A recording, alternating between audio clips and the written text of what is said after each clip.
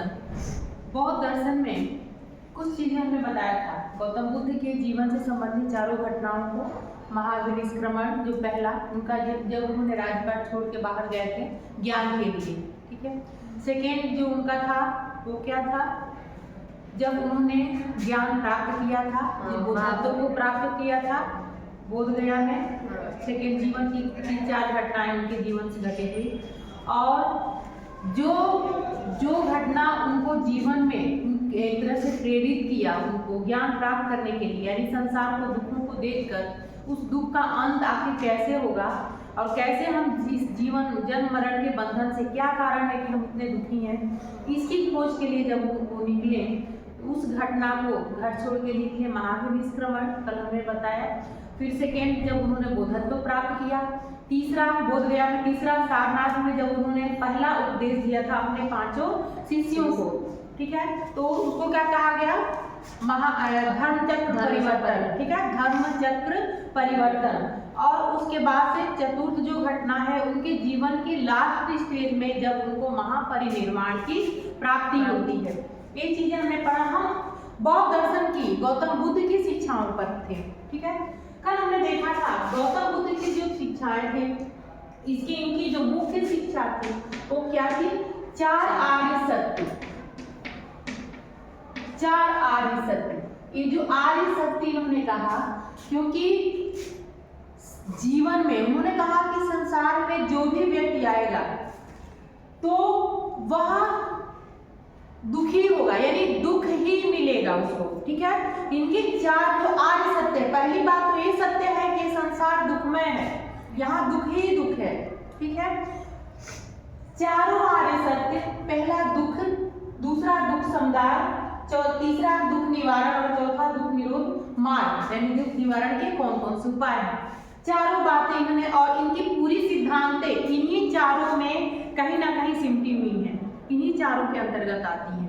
तो सबसे पहली बात इनका क्या था कि संसार जो है दुखों से भरा हुआ है, दुख ही है, और प्रत्येक स्थिति में, चाहे हमारा जन्म हो, जन्म मरण, ठीक है, वियोग संयोग, सब में कहीं ना कहीं जरा, रोग जिसको कहते हैं, जरा, मृत्यु, जो भी घटनाएं, यानी कि यहाँ तक इन्होंने कहा कि हर घटना के पीछे हमें कोई ना कोई कारण है, और हर घटना के जो भी उसकी जो हम परिणाम होगा, कहीं ना कहीं दुख के कारण बनेंगे। जैसे सुख भी जो हमारे हैं, वो सुख भी क्या है, दुख के कारण है। क्यों?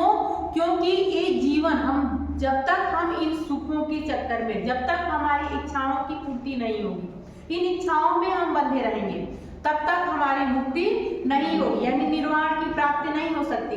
और ये इच्छाएं, ये हमारे जो सुख जो है, वही हमें फिर जन्म लेने के लिए प्रेरित करेगा। तो महात्मा बुद्ध ने कहीं ना कहीं जन्म की, पुनर्जन्म की बात उन्होंने की है। भले आत्मा परमात्मा की बात नहीं करते हैं, जन्म ईश्वर और सृष्टा की बात नहीं करते हैं, ठीक है, इसलिए अनश्वरवादी कहा गया है। तो जो सुख है, यहाँ तक कि जो सुख है, दुख भी कहीं ना कहीं हमारे दुख के कारण है, क्योंकि ये सुख हमें फिर उसी लालसा की तरफ लाएगी, फिर हमें उसी जन्म मरण के बंधन में बांधेगी। इसलिए सुख भी कहीं ना कहीं दुख के कारण है। यानी कि इनका कहने का मतलब, इस संसार में जो भी जीव है वह सिर्फ उसको दुख ही दुख मिलना है, यह संसार दुखमय ही है, और हमारी इच्छाएं हैं जो बार बार फिर इस संसार में लाएंगी, तो फिर हमको वही दुख में घेरेंगे। और इससे मुक्ति, यानी अविद्या, जो अज्ञान है हमारे अंदर, जो अविद्या है, अज्ञान है, वही अज्ञान, क्योंकि हम समझ नहीं पाते हैं, हम उसके बंधन में बंधे चले जाते हैं। तो इससे मुक्ति के लिए क्या कहा, इससे मुक्ति के लिए उन्होंने आगे हम निरोग मार्ग बताएंगे।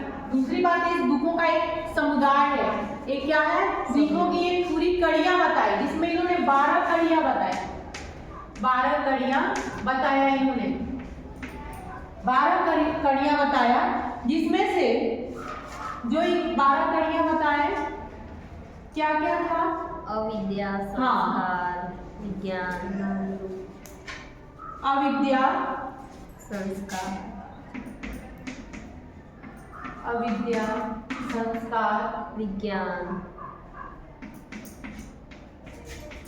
विज्ञान, नाम रूप, नाम रूप, स्पर्श, स्पर्श। ये सारे क्या है? वर्तमान के हैं। ये क्या है? जो भूत के है ना, नहीं, ये अतीत से संबंधित, अतीत से संबंधित है। नाम रूप तो 4 अतीत से संबंधित है। हाँ। और ये क्या है? अविद्या, अविद्या संस्कार और विज्ञान वर्तमान से संबंधित, अतीत से संबंधित, अतीत से संबंधित है। अच्छा, स्पर्श और षडयायन, षडायतन, हाँ, वेदना, वेदना यानी पीड़ा, तृषा, और उपादान,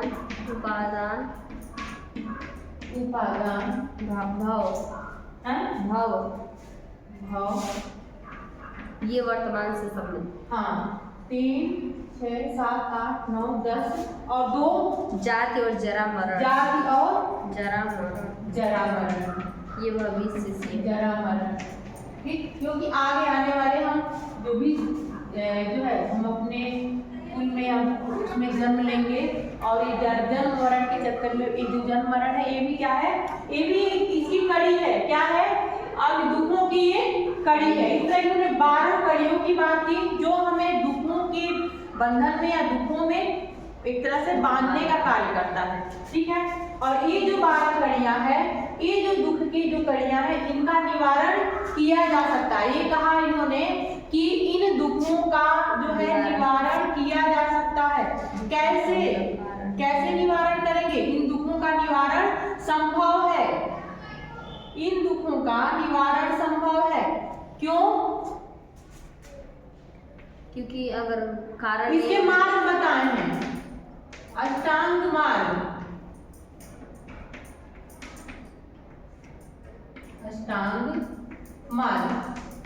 निवारण संभव है। क्यों? क्योंकि हम इन कड़ियों को अविद्या इसके कारण है। ठीक है, अविद्या, अज्ञान, अविद्या मतलब अज्ञान, जिसको हम सच्चा समझ लेते हैं। अज्ञान के कारण हम इन्हें अपना समझ लेते हैं। इस अज्ञान ही इन सारी चीजों के, इन दुखों के कारण है। और कैसे मुक्ति मिल सकती है? इन सारे अज्ञान से हम इनको, अगर दुखों का अंत हो सकता है अगर इस अज्ञान को हटा दें हम। और ज्ञान कैसे मिलेगा? ज्ञान कैसे मिलेगा हमें? अष्टांगिक मार्ग पे चलकर ज्ञान हमें कैसे मिलेगा? उसके मार्ग है, अष्टांगिक मार्ग पे चलकर हम इन दुखों का अंत कर सकते हैं। इस तरह से अष्टांगिक मार्ग है। तो अब इनके आधार पे इनके जो 3 जो वो दिए हैं, 3 जो अपने तत्व दिए। पहली बात, इन्होंने तत्व नहीं माने हैं। बौद्ध दर्शन जो है तत्व मीमांसा की बात जैसे वेदांत करता है वैसे नहीं करते हैं। ठीक है, सिंपल सी बात करते हैं। तो इनके आधार पर इनकी तत्व मीमांसा, ज्ञान मीमांसा और आधार मीमांसा की हम बात करें तो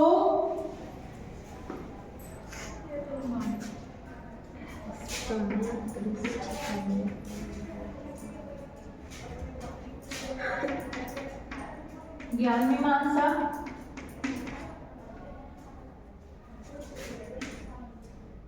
तत्व, हाँ 1 मिनट, तत्व मीमांसा, ज्ञान मीमांसा,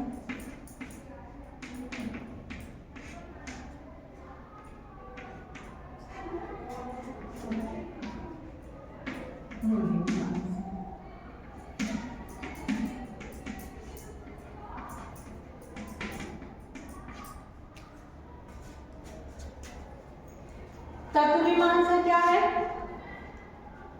पहली बात, एक जीव, जगत,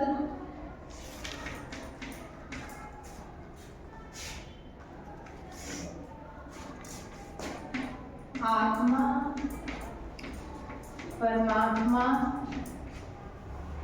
इन सब चीजों का यह खंडन करते हैं। इन सब चीजों का कोई अस्तित्व नहीं है। कहते हैं कोई अस्तित्व नहीं।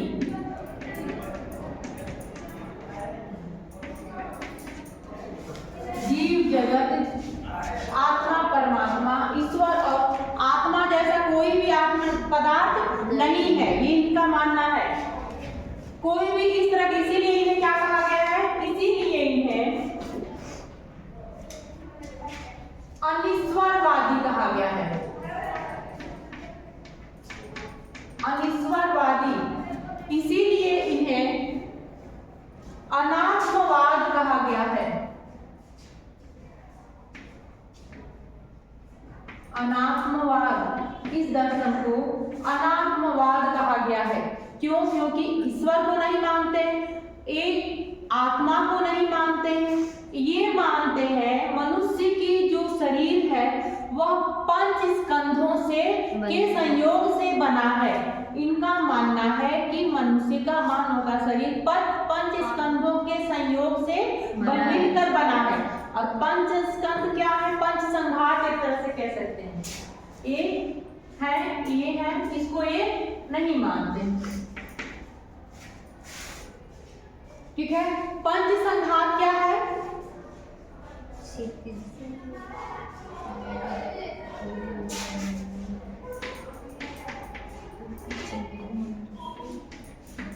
पंच संघातों से बना है, पंच संघात। और पंच संघातों से,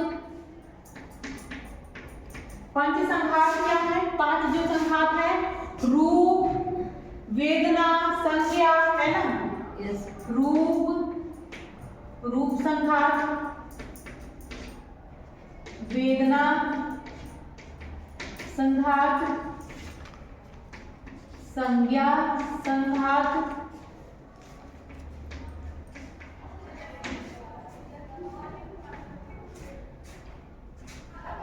विज्ञान,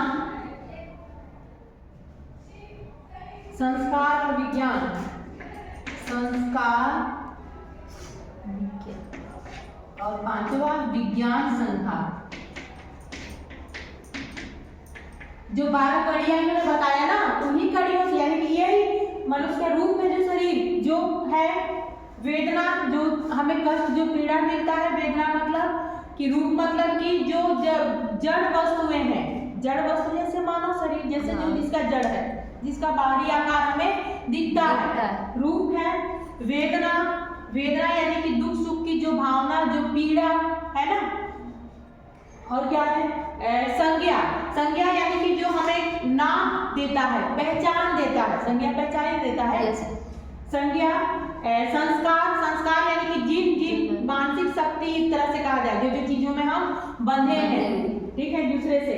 और विज्ञान, विज्ञान यानी कि जिसमें अभिज्ञान हो, जो हमारे आंतरिक जो शक्ति जो हमें हाँ एक दूसरे से अलग करती है। ठीक है, ये हो गया। ये पांचों संघातों के योग से मनुष्य का निर्माण हुआ है, ये इनका मानना है। यह जीव जगत आत्मा परमात्मा इनके चक्कर में कहते हैं कि हमें नहीं पढ़ना चाहिए, क्योंकि इनके ज्ञान से हमें निर्वाण की प्राप्ति नहीं होना है। हम इसीलिए इनका एक नया एक सिद्धांत इनका आता है, प्रत्युक्त समुत्पाद। क्या है? प्रत्युक्त समुत्पाद।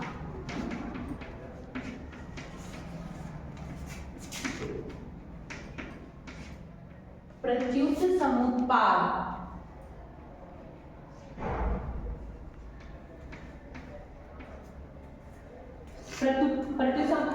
यानी कि ये जो ब्रह्मांड, पहली बात तत्व जीव जगत आत्मा परमात्मा का कोई तत्व की ये उनकी बात ही नहीं करते हैं, कहते हैं इसमें को अध्ययन करें, इसकी ज्ञान प्राप्त करना व्यर्थ है। ठीक है, इससे कोई भी व्यक्ति को निर्वाण की प्राप्त नहीं हो सकती। यह ब्रह्मांड को क्षणिक अनित्य मानते, यह ब्रह्मांड हमेशा के लिए नहीं है, वह नश्वर है, वह अस्थाई है। यह पूरी विश्व जो है प्रवाहमान है, यानी परिवर्तनशील है, इसे परिवर्तित होते रहना है, इनका मानना है। और इसीलिए अगर हमें ज्ञान किस चीज का हो जाए, प्रत्युक्त समुत्पाद कार्य कारण की श्रृंखला है। प्रत्युक्त समुत्पाद क्या है? कार्य कारण।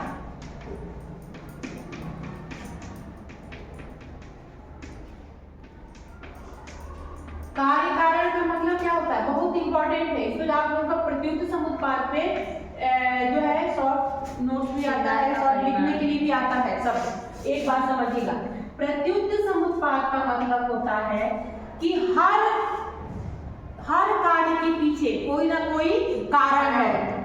हर कार्य के पीछे हम अगर जन्म लिए हैं तो उसके पीछे भी कोई ना कोई कारण है। कारण क्या है? हमारी इच्छाओं का तृप्त न होना।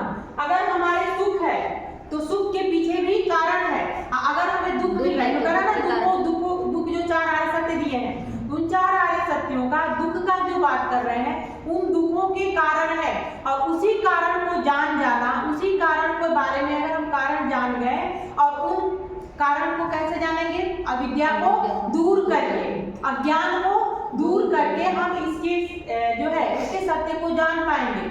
और इस कारण को जान गए, जानेंगे तभी उससे हम छुटकारा पाने की कोशिश करेंगे। जानेंगे तभी तो उससे छुटकारा पाएंगे। और इससे छुटकारा पाने का मतलब कि हम इससे कह सकते हैं हम मुक्ति की प्राप्ति किए, मोक्ष की प्राप्ति कर पाएंगे।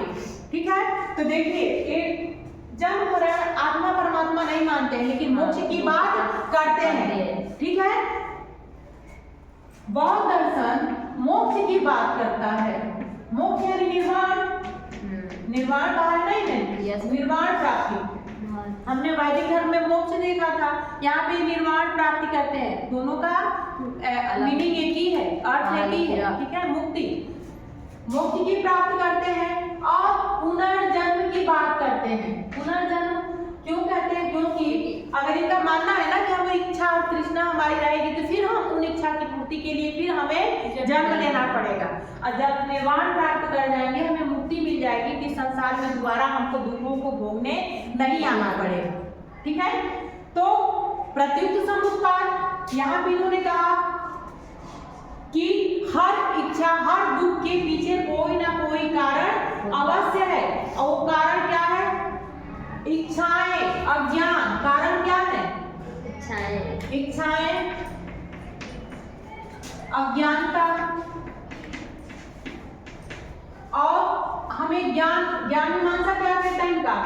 कि इन इच्छाओं और अज्ञानताओं को अगर हम दूर कर दें, अपने से अलग कर दें, तो हमें ज्ञान की प्राप्ति हो जाएगी। और ज्ञान प्राप्त कर लेंगे तो हम निर्वाण प्राप्त कर लेंगे, यानी जीवन के अंतिम लक्ष्य को प्राप्त कर लेंगे। ठीक है, ये हो गया। ब्रह्मांड को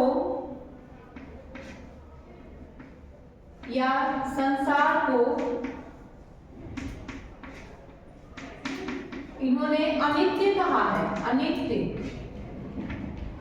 अनित्य नाशवान कहा है। अनित्य मतलब जो अस्थायी न हो, अनिश्चित कहा है, परिवर्तनशील कहा है। समझ में आ रहा है? yes. ब्रह्मांड का मतलब परिवर्तनशील। आत्मा परमात्मा जीव जगत की कोई ये बात नहीं करते हैं। ईश्वर की भी ये बात नहीं करी, इसीलिए अनिश्वरवादी कहा जाता है, क्योंकि ईश्वर को कोई ऐसी सर्वशक्ति को नहीं मानते। बस ये कहते हैं कि मनुष्य जो है 5 संघातों से मिलकर निर्माण हुआ है इसका। और यही जो है इच्छाएं ही और अज्ञानता ही हमें पुनर्जन्म के बंधन में बांधती है। और इसको प्राप्त करने के लिए हम इस कैसे अष्टांगिक मार्ग पे चलेंगे, तब इससे जाके अविद्या से, अज्ञान से हमें छुटकारा मिल पाएगा। ठीक है, ये हो गया। अब इनके जो अगर हम मूल्य आचार मीमांसा की बात करें तो क्या आएगा?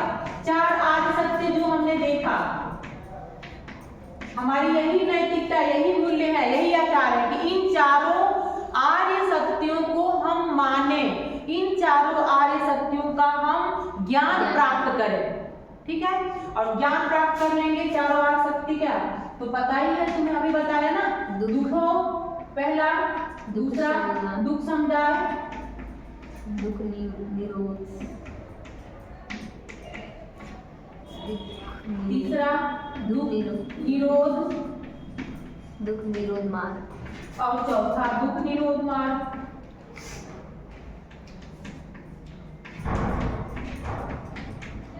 निरोध मार्ग इसलिए हम बता रहे हैं क्योंकि अब दुख निरोध मार्ग के क्या है? मार्ग क्या है? अष्टांगिक मार्ग। अष्टांगिक मार्ग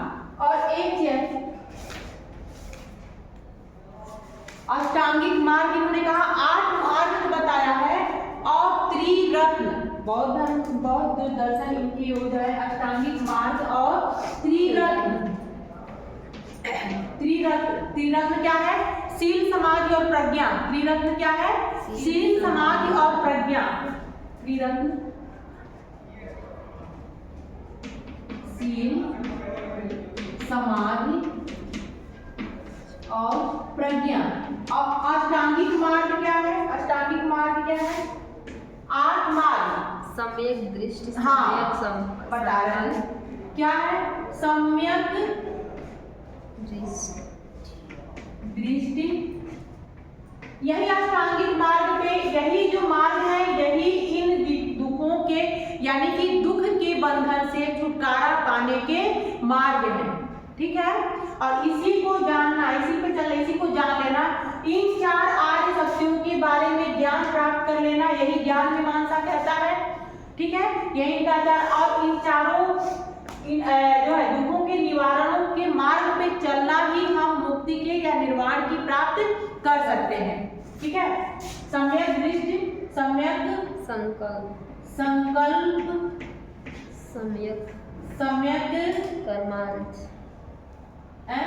कर्मांत, वही कर्म, सम्यक कर्म, सम्यक आजीविका,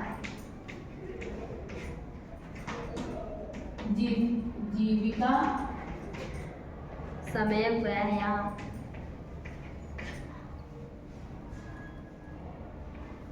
व्यायाम, सम्यक स्मृति और समाधि। यस,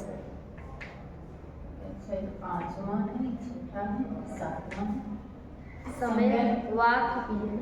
स्मृति तो हमने शायद किया है क्या? दृष्टि नहीं, स्मृति और सम्यक 8वां जो है समाधि, सम्यक समाधि।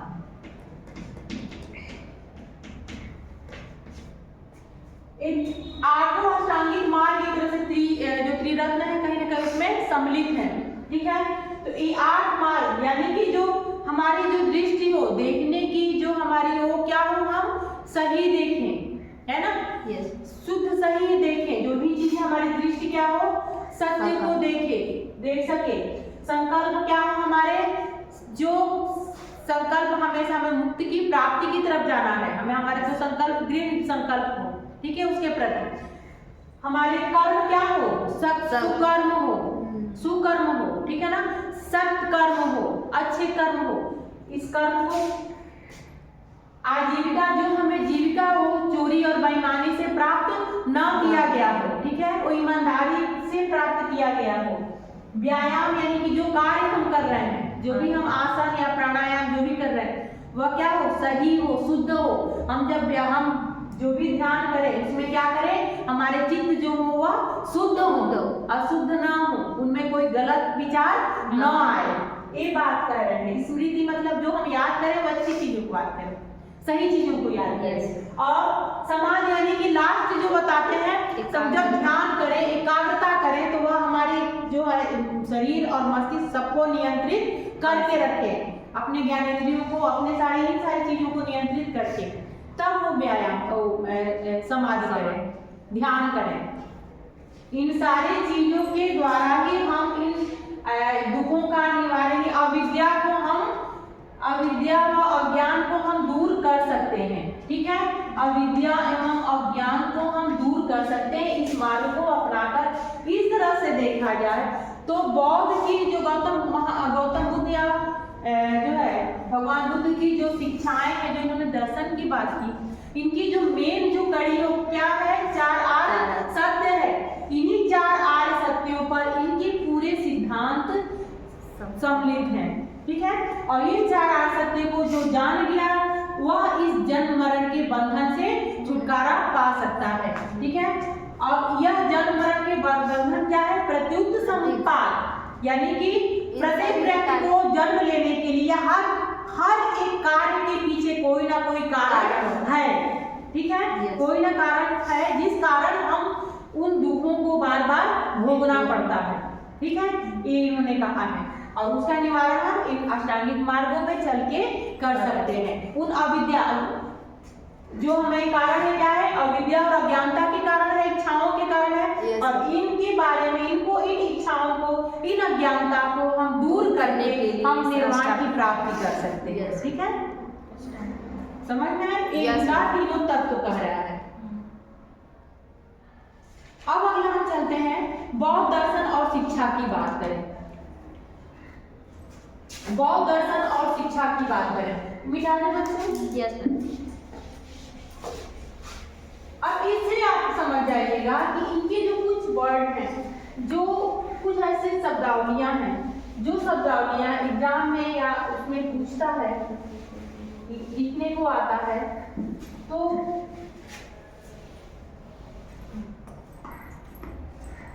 दर्शन में कुछ शब्दावलियां ऐसे हैं, जैसे इनकी कुछ शब्दावलियां हैं। प्रत्युत समुत्पाद समझ में आया है? Yes ma'am.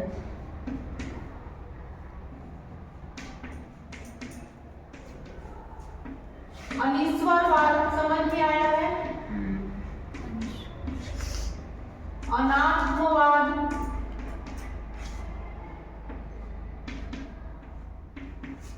क्षणिकवाद। कर्म।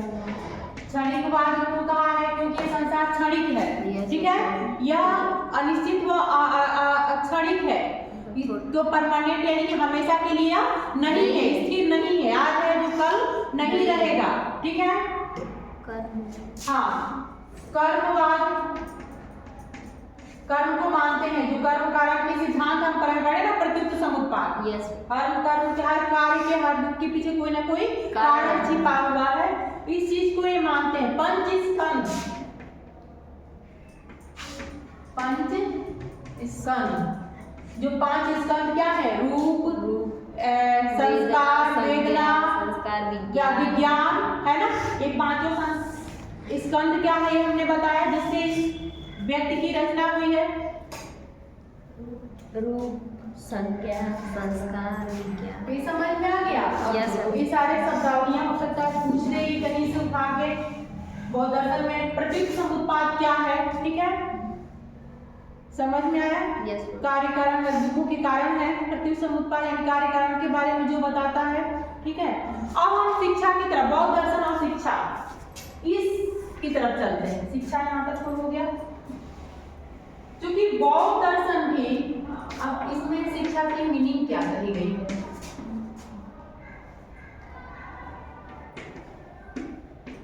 बौद्ध दर्शन की भारतीय दर्शन है ना? भारत में इसका जन्म हुआ, और अभी आपने देखा वैदिक कालीन शिक्षा का क्या मीनिंग था, क्या अर्थ था? मुक्ति की प्राप्ति, मोक्ष की प्राप्ति। शिक्षा का अंतिम उद्देश्य क्या है? मोक्ष की प्राप्ति। सा विद्या या विमुक्ति कहा गया ना? Yes. विद्या वह, ज्ञान वह जो हमें मुक्ति प्रदान करे। वैसे ही ये भी मानते हैं कि शिक्षा वह, शिक्षा, जीवन हमें जीना है तो व्यवहारिक चीजें तो सीखनी है, संसार में रहना है, लेकिन हमारी अंतिम उद्देश्य क्या है? निर्वाण की प्राप्ति। तो शिक्षा क्या करे? हमें निर्वाण प्राप्त कर, निर्वाण की प्राप्ति कराए। निर्वाण की प्राप्ति कैसे होगी? अज्ञानता को दूर करके। ठीक है, अज्ञानता या अविद्या को दूर करके हम निर्वाण को प्राप्त कर सकते हैं। दूर कर निर्वाण की प्राप्ति कर सकते हैं। तो शिक्षा हमें क्या करती है? हमारी अज्ञानता और इसको दूर करने का कार्य करती है। ठीक है, शिक्षा का मीनिंग क्या हो जाएगा? हमारे शिक्षा, इनका इन्होंने लिखवाया है, शिक्षा एक ऐसा महत्वपूर्ण प्रक्रिया है जो मनुष्य को लौकिक तथा पारमार्थिक, लौकिक क्यों कहा इन्होंने? लौकिक क्यों कहा? क्योंकि लौकिक जो हम जी रहे हैं, हाँ। ठीक है, ये व्यवहारिक जीवन हमें जी रहे हैं, तो हमारे जीने के लिए हमें कैसे जीना चाहिए? किस तरह? शुद्ध आचरण करके, है ना? इसके सारे उपाय बताए इन्होंने। तो यह लौकिक जीवन। अब पारमार्थिक क्या है? अलौकिक। पारमार्थिक यानी अलौकिक। अब पारमार्थिक जो हमें क्या करे? हमें अविद्या, हमारे अज्ञान को दूर करे, जो हमें निर्वाण की तरफ ले जाए। ठीक है, इन पारमार्थिक, इन दोनों जो है, इन दोनों जीवन के योग्य बना ले, यानी ऐसा महत्वपूर्ण पूरा एक तरह से देखा जाए तो शिक्षा एक प्रक्रिया है जो लौकिक जीवन को भी और परमार्थिक जीवन के योग्य बनाए हमें, वह शिक्षा है। ठीक है। अब उद्देश्य इन्होंने क्या कहा है, शिक्षा के उद्देश्य, ठीक है, एम क्या कहा, शिक्षा के उद्देश्य, क्योंकि लौकिक की बात करते हैं तो शारीरिक शिक्षा की भी बात करेंगे। ठीक है, हम शारीरिक स्वस्थ रहें उसके लिए इनके नियम हैं। बौद्ध दर्शन में इनके जो भी भिक्षु जो जाते हैं तो क्या के सामने श्रवण, जिसको छात्र कहते हैं, बौद्ध दर्शन में उनको क्या कहते हैं, अभी हमने वैदिक में पढ़ा, गुरु और शिष्य थे। बौद्ध दर्शन में क्या है, सामने या श्रवण कहते हैं छात्र, सामने या श्रवण। ठीक है, तो इनकी जो विकास कैसे, इनको विकसित करने की यानी कि इनके व्यक्तित्व का विकास भी करने की बात करते हैं, तो कहीं ना कहीं शारीरिक विकास, हाँ, मानसिक विकास,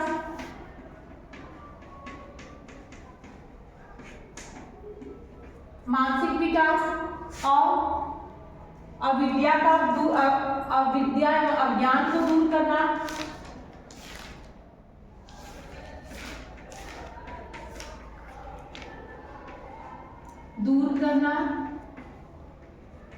चार आसक्तियों का ज्ञान करना,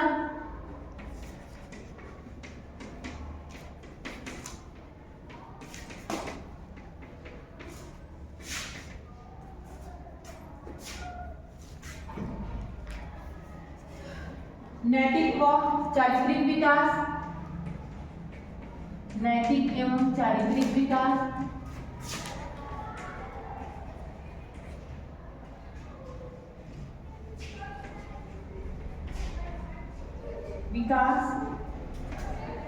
नैतिक और चारित्रिक विकास, व्यवसाय सर्वांगीण विकास, व्यवसायिक कुशलता, व्यवसायिक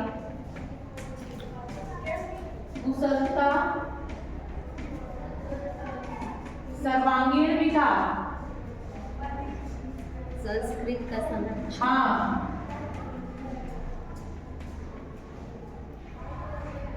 सामाजिक विकास,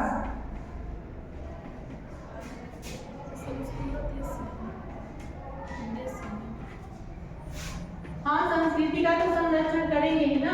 यस मैम। संरक्षण एवं संवर्धन,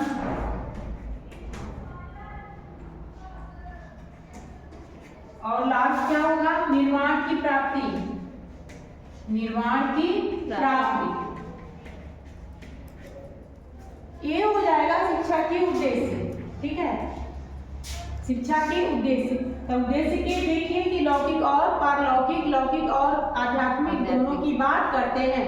लौकिक जीवन जीने के लिए हमारे जो शारीरिक विकास, बौद्धिक, मानसिक, सामाजिक, समाज में सामाजिक कुशलता, व्यवसायिक प्रशिक्षण, इनकी भी आवश्यकता है, और जीवन की अंतिम उद्देश्य निर्वाण की प्राप्ति के लिए चार आसक्तियों की आवश्यकता है, ज्ञान प्राप्त करना और अविद्या को दूर करना, यह शिक्षा का उद्देश्य है।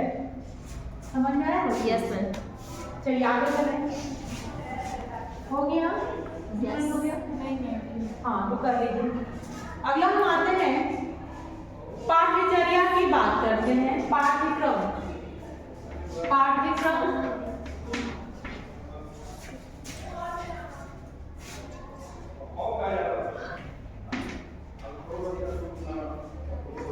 करिकुलम, करिकुलम में आप समझ सकते हैं लौकिक एवं पारलौकिक दोनों विषय होंगे, लौकिक एवं अलौकिक, लौकिक दोनों विषय इसमें सम्मिलित हैं। क्या है? दोनों विषय हैं। लौकिक में क्या है? भाषा, गणित। हाँ, ये हो गया लौकिक।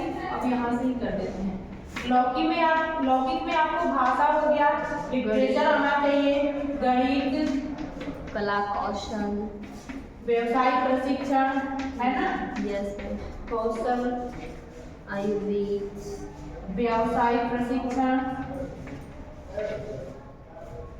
आयुर्वेद, शल्य चिकित्सा,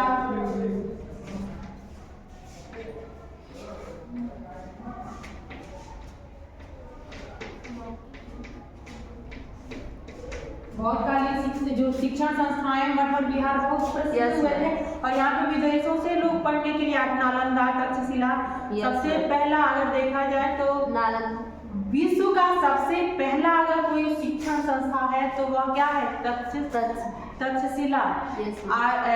वैदिक काल में पहला ऐसा गुरुकुल था, विद्यालय था। Right. और बौद्ध काल में जो है सबसे विकसित और कोई था तो नालंदा विश्वविद्यालय, जिसके हमें प्रमाण भी मिलते हैं। ठीक है, Yes. बौद्धकालीन शिक्षा पद्धति के। तो ये सारे हो गए। आध्यात्मिक या अलौकिक जो परमार्थिक है वो क्या है? 4 आए। त्रिपिटक कल ने बताया था ना, त्रिपिटक क्या है? पिटक मतलब पिटारा, त्रि मतलब 3। बौद्ध धर्म के 3, शुद्ध पिटक, विनय पिटक और अभिधम्म पिटक। 3 पुस्तकें जो है त्रिपिटक और त्रिपिटक हो गया और 4 आर्षसत्य। 4 आर्षसत्यों के बारे में ज्ञान प्राप्त करना। ठीक है, त्रिपिटक का और त्रिपिटक यानी कि विनय पिटक, शुद्ध पिटक और अभिधम्म पिटक। त्रिपिटक बौद्ध साहित्य है। Yes, sir. और 4 आर्षसत्य इनकी शिक्षाओं के बारे में ज्ञान प्राप्त करना। ये है हमारा परमार्थिक या अलौकिक उद्देश्य पाठ्यक्रम। ये हो गया पाठ्यक्रम।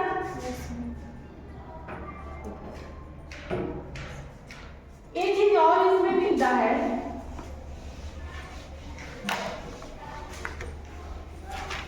पंच महाविद्या की बात कही गई है। 5 महाविद्या, पंच विदाएं, 5 विदाओं की बात की गई है। 5 विधाएं। टाइमिंग बताइएगा तुम। 5 विधाएं। 11:30 हो गया। चलिए ठीक है, आज के बाद इससे आगे जो है ना कल और पढ़ेंगे। ठीक है, आज के लिए इतना है। कल के क्लास में बाकी चीजें इसका जो टूटा है उसको कल कवर करेंगे। आज के लिए इतना।